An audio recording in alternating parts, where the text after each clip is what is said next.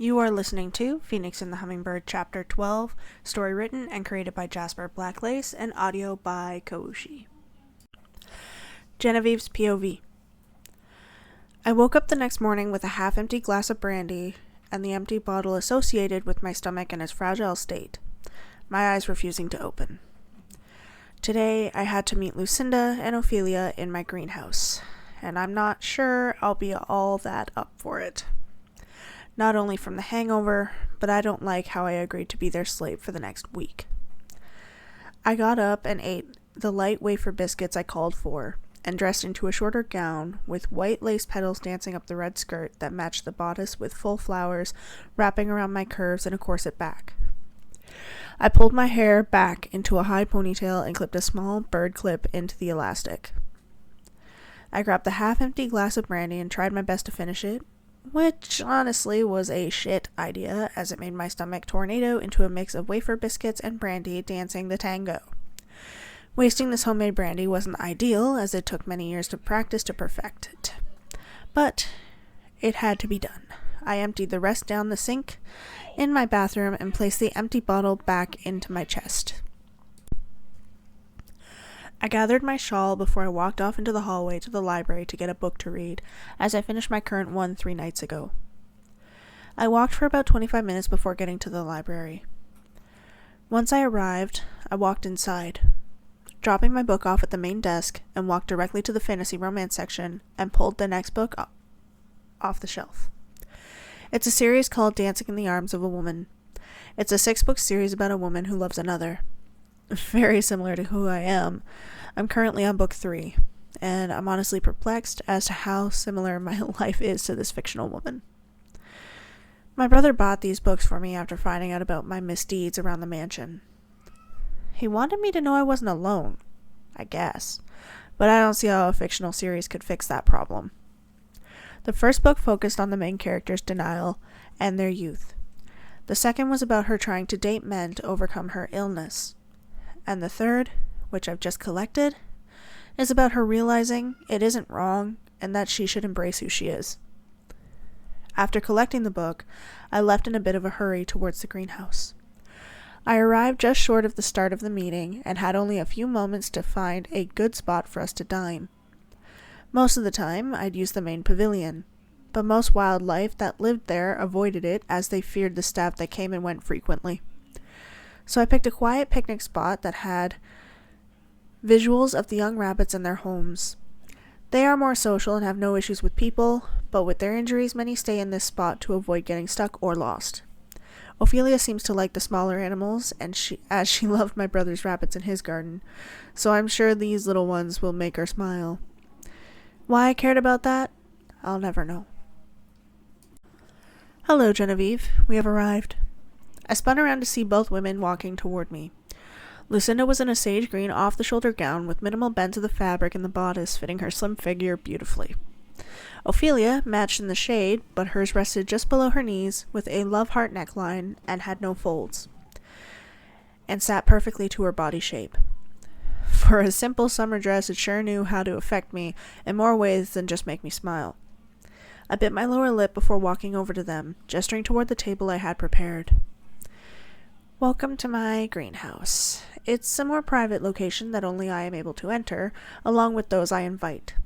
So we should be able to talk freely here. Besides, I thought with our view of the little critters I care for here would be a nice relaxing atmosphere. I hope this is to your liking. Of course, it's very beautiful. Shall we eat? Lucinda nods at me with a soft smile and walks towards the table. Ophelia followed her and kept her eyes on the small orange and brown bunny that hopped along on 3 legs. I giggled at her obvious desire to know things about the animals I have here. As I sit down at the table, a small hummingbird I call Nova flies over and lands on my shoulder. Ophelia shot upwards with a shocked expression, and when our eyes met, her cheeks flushed. This is Nova. I rescued her when she was just a hatchling. There had been a terrible thunderstorm one night, and I had gone out the next day to play in all the puddles. I was running around my mother's garden and found her laying in the dirt, flapping her wings, trying to get up. I couldn't just leave her, so I picked her up and ran to my mother to get her some help. She's been attached to me ever since. She is on the older side now, so all she does is rest in her birdhouse most days. But whenever I'm around, she's with me. Ophelia's eyes began to tear up, so I scratched Nova on the chin and whispered something in her ear. She chirped loudly and flew over to Ophelia before landing on the table in front of her. She looked up at her and chirped before hopping forward and stepping onto the back of her hand. The smile Ophelia gave to Nova made my heart race. It was like she was seeing the world for the first time, and honestly, it took everything in me not to walk over and kiss her. It's difficult to admit, but my attraction to this girl was more than what I usually felt, and it was terrifying.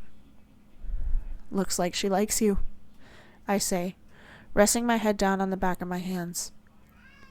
"Thank you, Genevieve, for giving Ophelia this beautiful experience. I don't think I've ever seen her smile like this for a long time." "I am honored, Lucinda. This has officially made my day." With Ophelia and Nova getting to know each other and keeping each other distracted, Lucinda decided to start our conversation. "So in regards to this meeting, I have a few things to ask of you." "Okay, what are they?" "Well, when are you available to start the process for next week's ball? We only have 5 more days, so the sooner the better." "I have the dress fitting scheduled for tomorrow afternoon, following the kitchen debriefing. We then have the cake tasting that evening after dinner. I've ordered the decorations that are a must for this occasion already, and they should be here in 2 days." "We spoke yesterday. When did you—" "I got one of the night staff to give my finance manager a message this morning, and I got the confirmation from them once I got here to the greenhouse." "Okay, so I guess that is that. But I do have one more question for you." "Okay." I tilted my head at her with caution and curiosity. "What are you using the money outside of your allowance for?"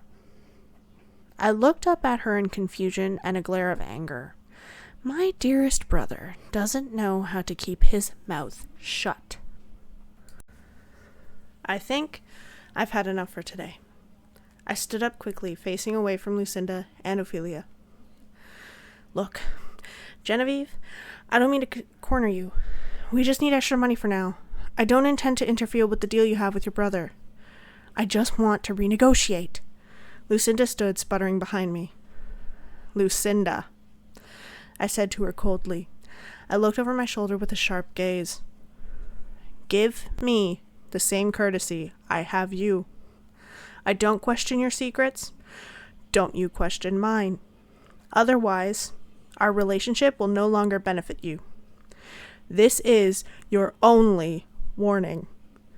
Ophelia looked at me in shock as Nova flew over to me and landed on my shoulder. I stretched out my arm to allow her a launching pad, as I always do. I swung my arm slowly up and down 4 times before flicking my wrist up, launching Nova into the sky. "Ophelia, you are welcome here at any time. The guards will never deny your entrance. This is my gift to you, a gift of loyalty." With that, I turned away once more and left the greenhouse by slamming the door shut behind me and marching directly to my brother's office. You have completed Phoenix and the Hummingbird Chapter 12, story written and created by Jasper BlackLace and audio by Kawushi. We hope you enjoyed this chapter, and we'll see you next time.